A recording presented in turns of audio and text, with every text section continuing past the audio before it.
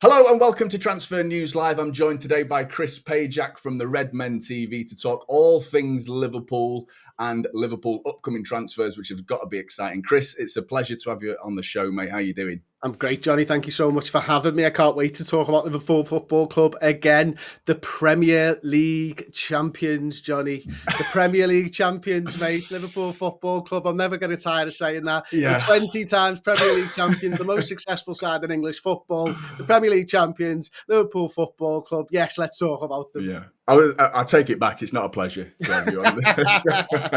I take it back. But it's definitely not a pleasure to congratulate you on the title, mate. Because, I mean, if we were players, I'd be giving you the Bernardo Silva Guard of Honor treatment. Ooh. I think that totally disrespectful. Couple of claps and walking off the other way. Do you know what I mean? I'm a bitter and petulant Man City fan right now. I'm not going to lie, mate. But no, mate, you deserved it. You walked it. You walked the title this year. You absolutely did.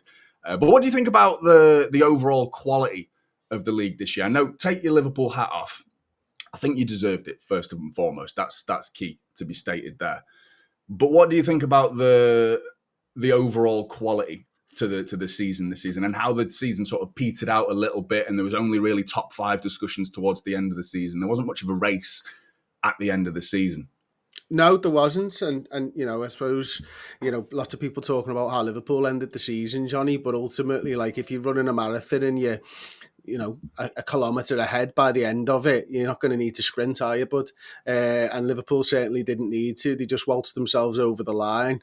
And once we'd, you know, confirmed the title against Tottenham Hotspur, it was well, we were on holiday basically and coming back for football matches. I think the overall quality of the league was interesting. I had loads and loads of debates on it, never really given my thoughts. I think the top 7 teams are as strong as they've ever been. I think the bottom 3 teams are as bad as they've ever been. I think when you look at the quality of a team like Bournemouth, did they finish 9th in the league? Yeah, like, I think they're so, a top draw side. And yeah. I think the points totals for me are probably a little bit lower than in previous years because the quality's gone up. And I actually think that goes hand in hand with whatever they're calling FFP nowadays. And for me, I'll sort of explain this now, right, is the teams that are sort of 9th, 10th, 11th, 12th, 13th, 14th, whatever, they don't need to sell to the bigger teams anymore because of financial fair play and all that type of stuff. They're getting good money in. And now they're going, well, listen, why should we sell Eze? Let's keep him and we'll get higher up the league. And I think that means that the teams above them can't really pick them off and stuff like that as well, because they're watching their sort of how much they're spending and that. So I think for me, the quality generally of the football and of the sides has gone up. I think there is still a gap to the sides who've got the better squads. And I think that gap is probably based upon money that teams make. You know, I know Liverpool spend a lot of money on wages, City spend a lot of money on wages, Arsenal, Manchester United, etc., etc. But when you've got the Europa League winners who are finishing in 17th place, that surely gives you an idea of the quality of the league, even though they've been absolutely tosh. But your Brightons, your Bournemouths, your Crystal Palaces, these are all good sides who can take points off anybody, and I think that's why the points totals have come down a little touch. Yeah, I agree. I think it's been spread out evenly as well, the points, hasn't it, from top to bottom? And it is that bottom 3 that's just that big gap between 17th and 18th. And the silverware has been spread out as well. You're seeing Palace picking up a piece of silverware for the first time in their history, and Newcastle winning the League Cup, which might not want me to remind you of, but listen, it's one of the few downsides to your season, really, isn't it? But absolutely, we were talking off camera and stuff. I don't begrudge Newcastle fans it. You know, they're a proper team, a proper club, a proper fan base, and they deserved that trophy. They were the better side on the day by a mile. They were good, weren't they? They were good brilliant on that day. They were really absolutely good. superb. And you know what Eddie Howe did probably when he played us a couple of weeks before was not show his hand, and then really came with a game plan that worked. And you know, there's not many times over the course of this season where Arne Slot, I think, has been sort of tactically outwitted by a manager. Eddie Howe did it in that game, and you know, to see the sort of joy and elation and the homecoming for that trophy, it's what football purists want to see. Yeah. And I was kind of hoping as a City fan that you'd be resting on your laurels a little bit and sort of get a bit of complacency creeping in. And I thought, and then you hear Wirtz and you're like, oh. I was kind of hoping it'd be one of those Antonio Conte moments where he came in at Chelsea, surprised everybody, won the league, and then next year just fell off. a little bit, and they rested on their laurels a little bit, and they didn't really go heavy into the market and double down, because standing still is going backwards in this game, isn't it? So you're not doing that. No. You're clearly not doing that, and it's alarming. It's well, alarming. Not for me. It's great for me. And again, this probably comes back to, the money side of things. I mean, Liverpool's end of year, I believe, is the end of June.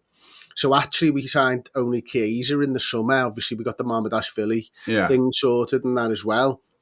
I imagine, listen, we're talking Frimpong, we're talking Kerkez, and we're talking Wirtz. This is going to go into this season's budgets and, P&L. So, we spent 12 million quid on Federico Chiesa. Yeah, euros as well, wasn't it? Yeah, I'd probably another 150 plus million into this season's. If we sign a player from the 1st of July, goes into next season's. So they've been very smart on that and how that's going to look over the 3-year accountancy period. Yeah. Because the losses aren't going to be huge. You add that in the £98 million we've won from the Champions League this season already. We're probably going to get a couple of sales in before the 1st of July to balance that and keep that at the right level. Yeah. And you can see the nerds are back in charge of Liverpool Football Club.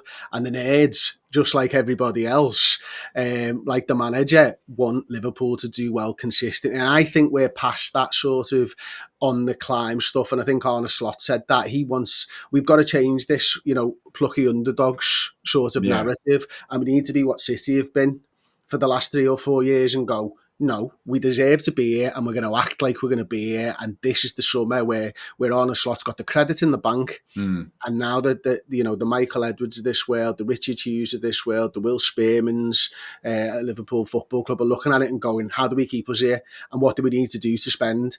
And how do we make sure that the gap's bigger maybe next season than it is this season? Yeah. Richard Hughes has done unbelievable business. The optics that's left now, considering you won the league and everyone thought going into last season that's passed, how are Liverpool going to challenge when they're not willing to spend money on a new manager or very minimal amount of money on Marmadashvili? You actually made a profit, didn't you? Because it was Vandenberg out and Carvalho out. And you actually made a net spend profit going into the start of last season. And then you still won the league. And now you're probably going to be making a loss, but I mean, why not? You need to in this situation. There's players that obviously Trent needs replacing, and Wirtz is just a talent that if he's available, you'd go for him. Why not? And adding Kerkez to that, it's worrying. But sticking with Wirtz, where do you see him playing in terms of in the side for Liverpool? Who loses out? Because there's some special players that might get dropped here. Yeah, it's very interesting. If you don't mind, I'll talk about Wirtz and a potential centre forward because we've been linked with Ekitike as well. The money for him as well. That's another one. You've got it there, though, haven't you? That could potentially another 100. Looks like it. And this is it. Before the Ekitike links, I'm really struggling saying his name, by the way, especially with that like Scouse sort of in the back of your throat. It's a really difficult one for a Scouser to say. We're just going to have to call him Hugo from now on. He'll fit right in there. We can sort that out, like, you know what I mean? Yeah. But like when we weren't talking about him, I was thinking, is this a false nine, Bobby Firmino type thing to sort of link up with Mo and Diaz or Gakpo on that left-hand side? And, he drops in and those guys come in, finish moves type of stuff. But I didn't want him to be that. I think he's got the skill set to be that. But I think the most dangerous thing about Florian Wirtz is when he's on the ball dribbling at goal. I think I see him as a bit of a Kaka type of player with shades of Steven Gerrard when he drives on the ball and stuff like that, which is huge praise for a 22-year-old. Yeah. But they're the sort of, you tend to make sort of, you see past players in current ones, don't you, make comparisons. So for me, when the links came out to Ekitike, I was thinking, okay, this is a traditional sort of number 10 role now, probably shift him over to that left-hand side a little bit into the half space, looking up. He sometimes comes out right to the left-hand side so we can see into the field, pick those little passes out. Maybe you get Ekitike running onto them. You can use Gakpo or Diaz on that left-hand side, cut inside, get a shot off, whatever. And I think that's it. But to answer your question, one of the biggest things about Slot's Liverpool is Dominic Szoboszlai and his ability to set the press. We've had a centre forward there for most of the season. It started off, it was Diogo Jota, then we had a little bit of Darwin Núñez, then we sort of stumbled probably on Luis Diaz as the false nine, as it were. And so Dom and Diaz, two absolute pressing monsters from the front.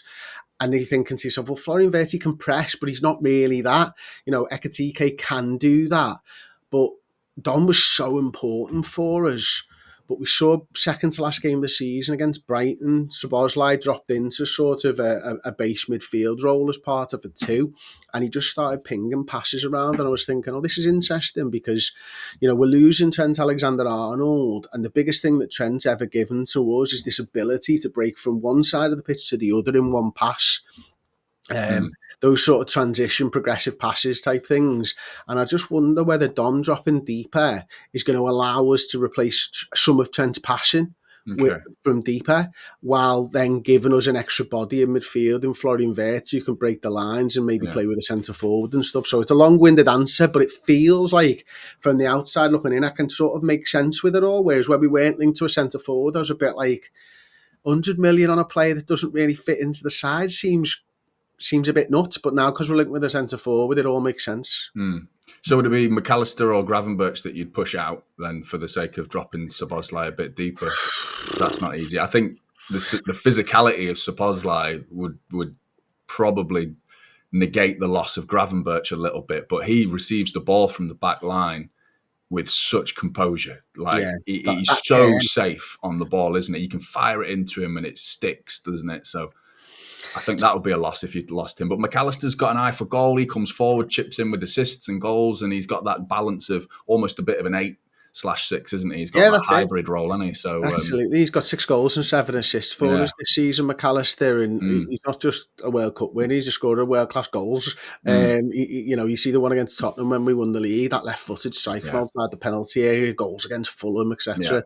Over the course of this season. So I don't know is the honest answer, and I do wonder whether it's a horses for courses type of a thing, where some games you might just want Szoboszlai a little bit further up leading that press, or maybe some games you want him drop deeper. Maybe it's a 2 of 3. Gravenberch played the third most minutes of any Liverpool player this season. He started 37 Premier League games after basically appearing in a handful the season before. He didn't get anywhere near enough rest. McAllister, exactly the same. Once he won the league, he basically shut him down, and then it turns out he had a little injury at the end of the season. So he was massively overplayed. Big part for his country, of course, as well, and travelling huge distances.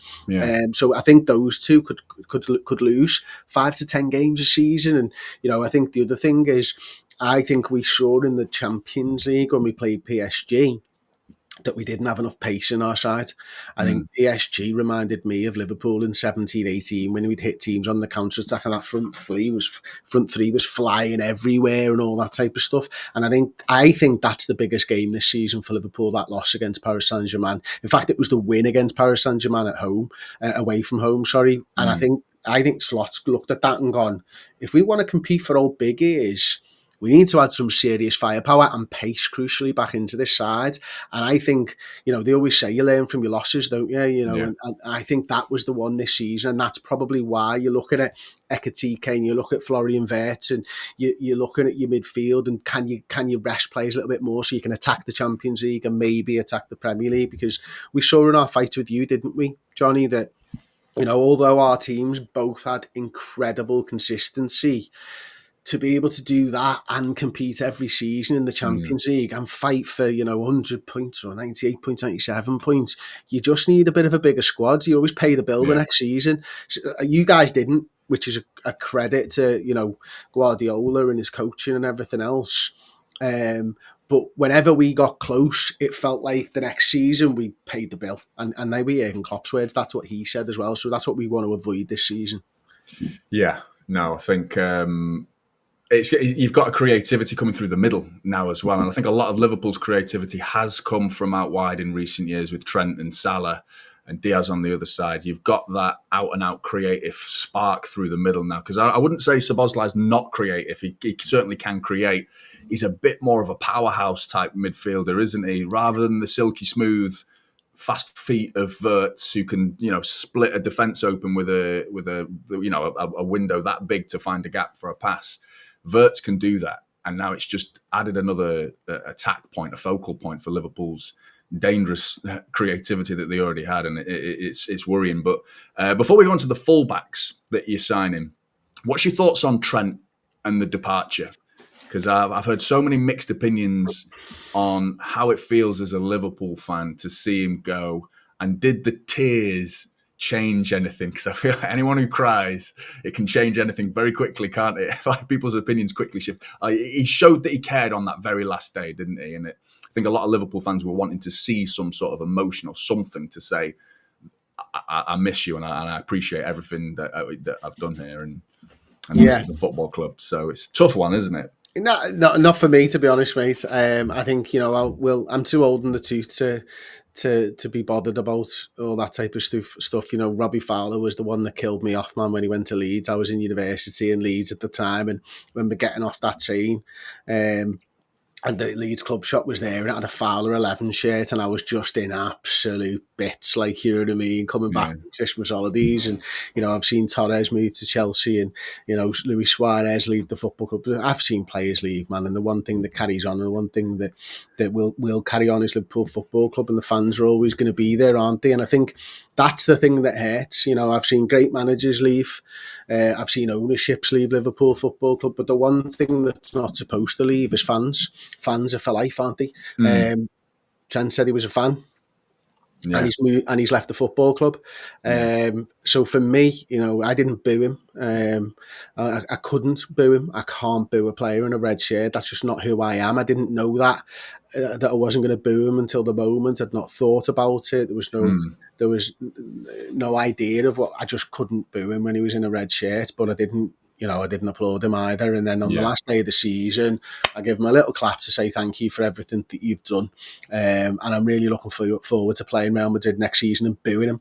I can't wait for that. You know what I mean? That's when you can boo him. That's when I can boo him. I can boo him when he's in a Real Madrid shirt, mate. I would have approached it exactly the same to you. I'm with you. I gave up my season ticket in 2023 when we won the treble. I packed it in to do this, basically, because it's not possible to be in two places at once and doing the watch-alongs and whatnot, but that's beside the point. But when I was going to the matches, I never booed anyone who's wearing a City shirt. I just couldn't bring myself to do it because I feel like, well, they're still wearing a City shirt. You know, you've got to support them. But even being silent, you know, in this situation is better than booing.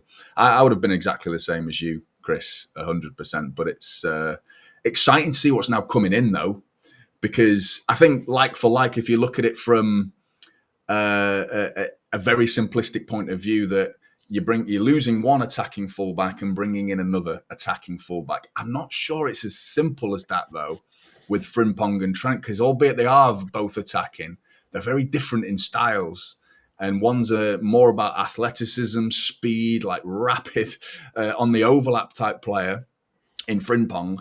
And then you've got Trent, who's a bit more of a calculated player and slowly gets his way up the pitch and tends to sit in that inside pocket. And usually sits that Kevin De Bruyne-esque position, that number 10, like corner of the edge of the box and whipping in crosses, whether it's just been laid off by Mo Salah or whoever it may be, so dangerous from that part of the pitch. Whereas Frimpong's more on the overlap. And if you look at, I did a video earlier on this channel a week or so ago about Frimpong and how it might affect Mo Salah, because their heat maps were almost identical. Yeah. In Frimpong and Mo Salah. So something has to give there. One of them has to amend their gameplay. Otherwise, there is such a thing as getting in each other's way, isn't there, as wingers and fullbacks?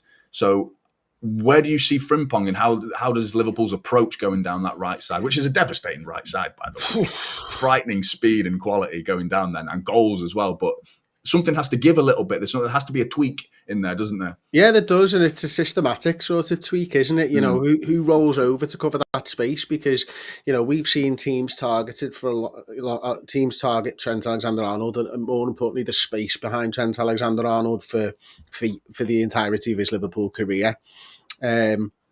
It got to the point where it was like, why have we not fixed this? Especially under Jürgen, I think his position's been slightly different under Arne Slot. And I'll be honest with you, right? I came to the conclusion that you might be better knowing where the team you're playing is going to attack you than not. Because I couldn't understand why on earth you'd keep that gap open. Otherwise, like, you know, in some ways, is that not a sensible thing? Know how the other team wants to attack you instead of being surprised every week with what they're going to do. So, but I think certainly we're going to have the same problem with Frimpong. I mean, I don't think he's a bad defender. I think he's a better defender, tackle-wise, than Trent is. But his starting position for a defender is wild. Because as you say, you know, we looked at the heat maps and stuff as well. They're in exactly the same place now. There's two schools of thought here, I suppose, isn't there? Or two ways you can look at it. Certainly, is Frimpong going to get in Salah's way, or heat maps are heat maps? When the players are within 5 to 10 yards of each other, they're going to know they're in each other's way, and they're going to move. You might just, we've seen so many teams double and treble up, on Salah over the course of this season. Frimpong might make it easier for Salah because of those overlaps or underlapping runs and stuff like that. So it's really interesting for me. The attacking side of thing will work itself out. It's the defensive side of thing where I'm a little bit like, well, hang on a minute, because if you do play McAllister in a midfield and you do play Gravenberch, they're not the sort of absolute physical specimens that will be able to get out like Jordan Henderson could and cover Trent time in, time again. Dom Szoboszlai, though, if he drops a little bit deeper, coming back to him, he absolutely could do that. He's got the engine, do you know what I mean? Where he does it from basically the 10 position this season. He drops into cover 10. So that's going to be the interesting one for me to see how we do it. And I don't think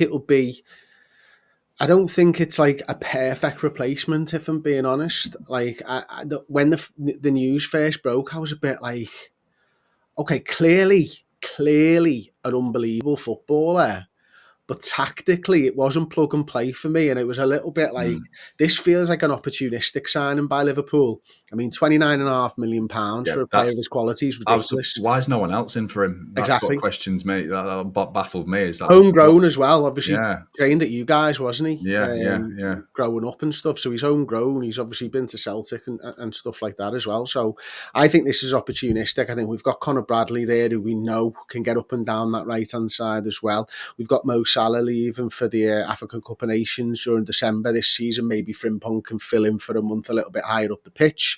But I heard a really interesting one last week, and it was an interview with Frimpong about where he sees his position, and he sees himself as a right back. And what I thought was really interesting is when we do the comparisons of like the heat maps and all that type of stuff, you've got to remember he was playing as a wing back. Yeah, you know, wasn't really.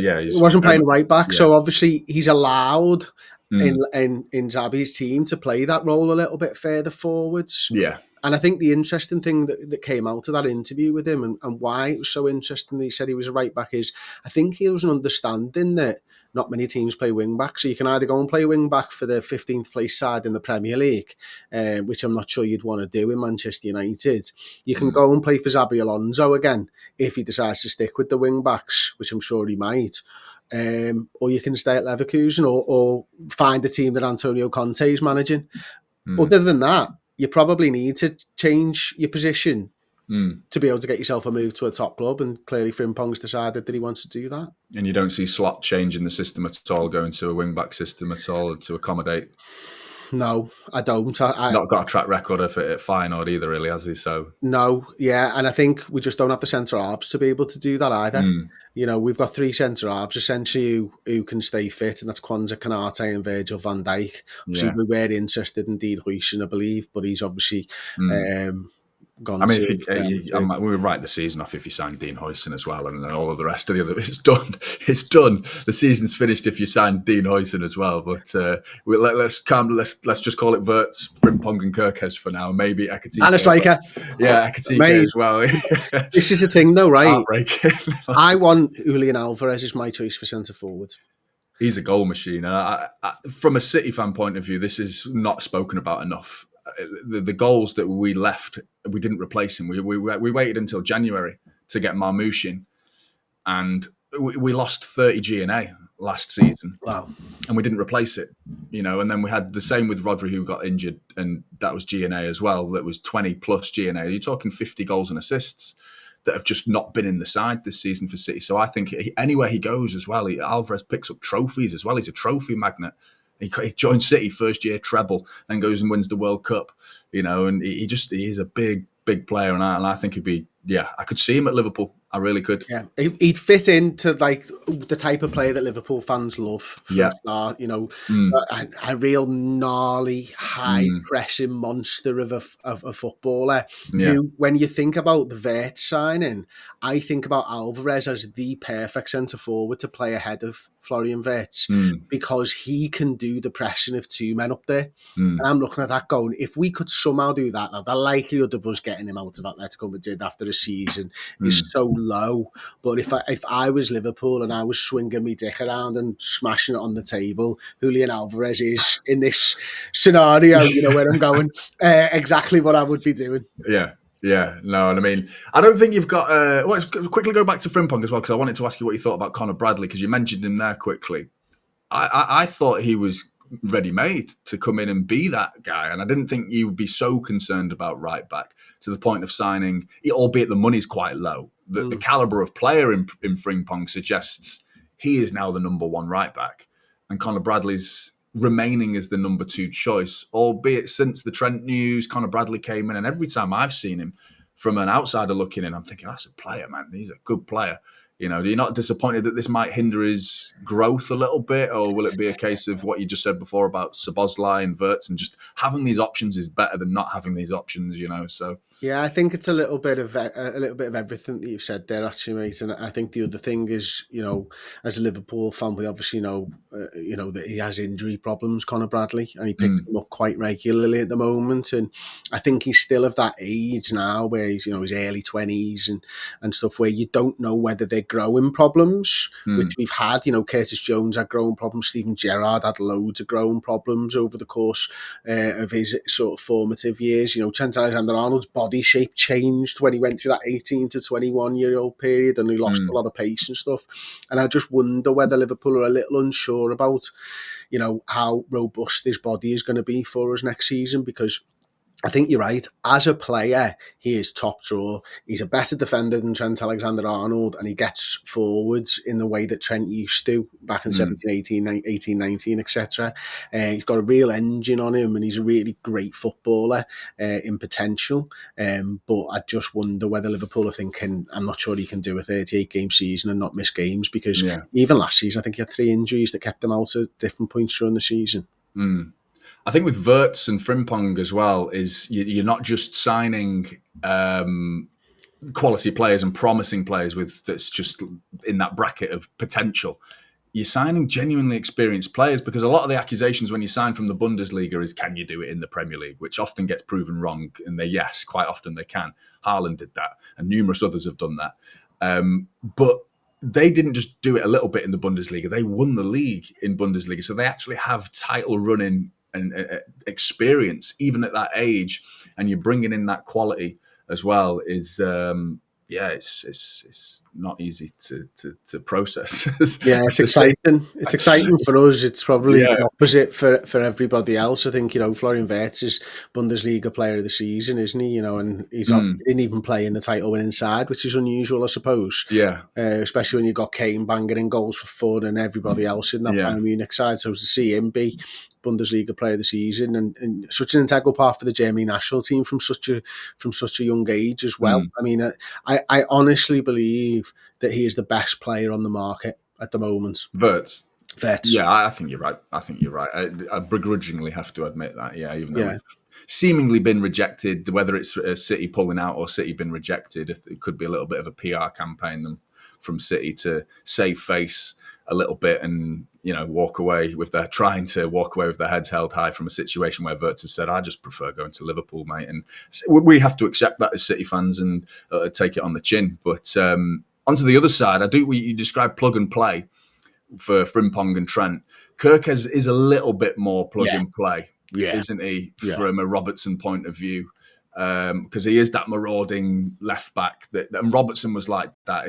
Albeit they complemented each other and they often assisted each other, didn't they, Trent and Robertson? But Trent was a bit more pragmatic and more of a technical player, whereas Robertson's that up and down engine and get to the byline type fullback, isn't he? And I think Kerkez is exactly the same. To be honest, he's going to be the same sort. Kerkez is one of those players where you watch Bournemouth play. I've watched a lot of Bournemouth this season. I've really enjoyed watching Bournemouth. I think Iraola has done an incredible job with that side. And, I wouldn't even be bothered if Liverpool were in for Semenyo as well. I think he's fantastic. Kerkez, Huijsen, Clivert's been on fire as well, yeah, hasn't made he? that goal where it was at the hat-trick. Was it against Newcastle or something? Yeah, My it's days, unbelievable. Yeah. unbelievable. And at times I thought they were playing the best football in the league, to be honest with you. And we were miles clear at the top, and I was looking at Bournemouth going, there's a footy side there. And Kerkez can cross the ball. Kerkez is one of those, and he's going to complement what we've got on the left-hand side, I think, really well. He's a physical defender at times. He's got that engine, as you say, Johnny, and he's just going to keep getting up and down that wing. Perfect age. If Robertson becomes the number 2 left back, we've improved our first 11, I believe. I think Robertson, has been an incredible servant.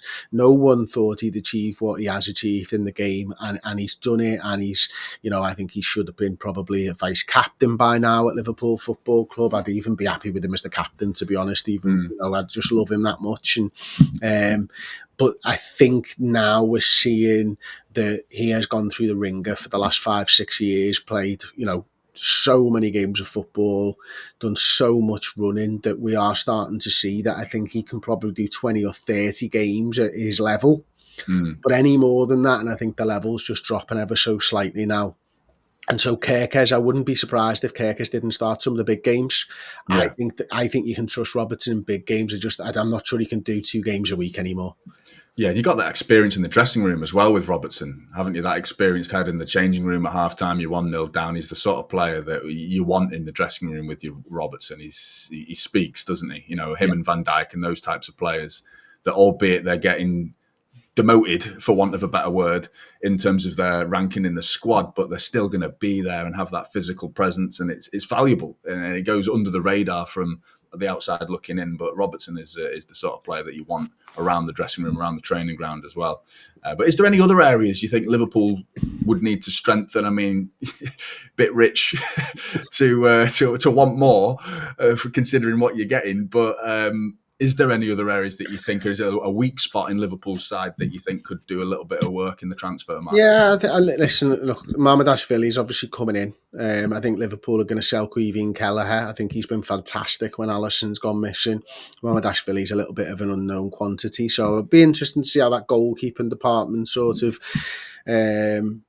ends up being. I think Mamardashvili's probably the long-term replacement of Alisson Becker. God, if he's anywhere near as good as Alisson, I'll be made up. But Liverpool had a goalkeeper problem, I believe, from when Bruce Grobbelaar hung up his gloves, bar one season of Pepe Reina all the way to Alisson Becker. That was a real problem position for Liverpool. Maybe a couple of years of Pepe Reina, actually, that might be a bit disrespectful to him and what he achieved.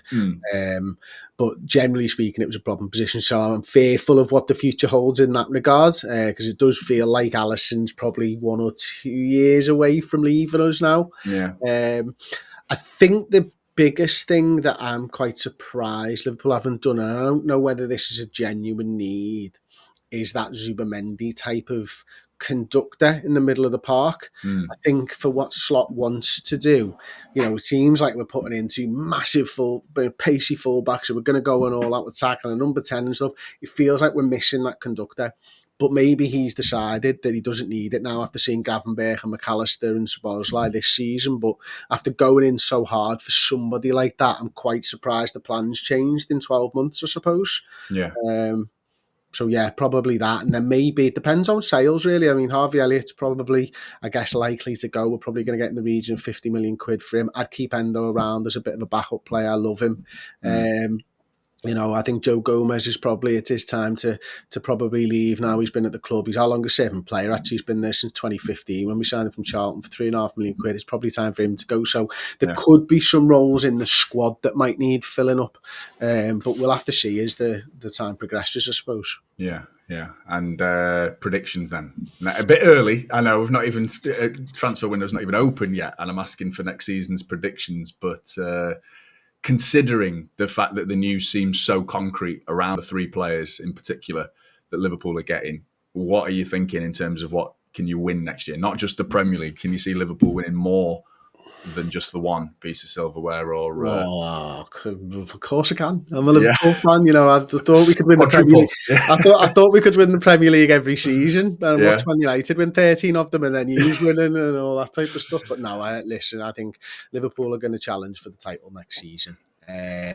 Whether anyone else challenges with us, it's up to them. But Liverpool are going to be there. We mean business. And I think, Arsenal probably going to make changes in terms of signings and stuff, so they might improve. Manchester City, I think they've already bounced back, to be honest. I think they mean business, as you probably know better than me. But I do think that the Club World Cup is going to have an impact on City's season, and if Liverpool can start the season the same way we started this season, get City out the title race, it's the only way we've ever been able to beat Manchester City, is get a gap, because we can't chase us. Guardiola's side do not slip. They do not make those mistakes when they are in pole position. It's not just against Liverpool. It's exactly the same the last couple of years against Arsenal.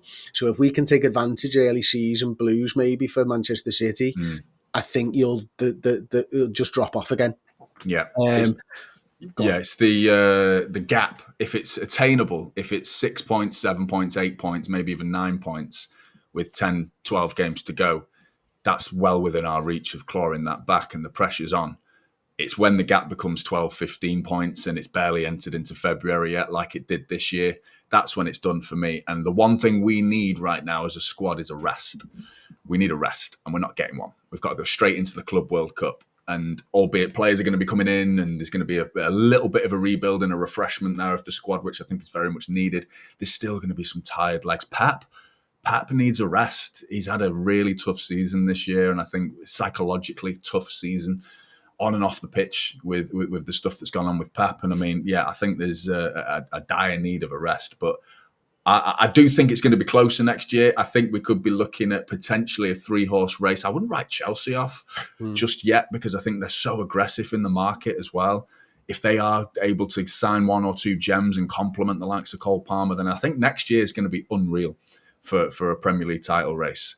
And I think it could go down to probably Arsenal, City and Liverpool again, but you might see an extra horse in the race next season. I wouldn't be surprised. But Interesting. Yeah. Anyway, thank you very much for tuning into Transfer News Live. And Chris, really appreciate you joining. You're welcome, mate. You're really welcome. Appreciate that. Very much appreciate it. Hope we might get another chat in with you at the end of the window, see if we can reevaluate if things have changed. Potentially, we'll see how things work out. But we really appreciate you tuning in to join us on this transfer talk here regarding Liverpool, mate. And make sure you're hitting that like button. Make sure you go and follow Chris on the Red Men TV as well. Give them a follow. I mean, if you're a Liverpool fan and you're not following them, what rock have you been living under at this point? But I'm sure you do already. But if you don't, make sure you go and follow them, and make sure you give this video a like and a subscribe. Take care, and I'll see you in the next one.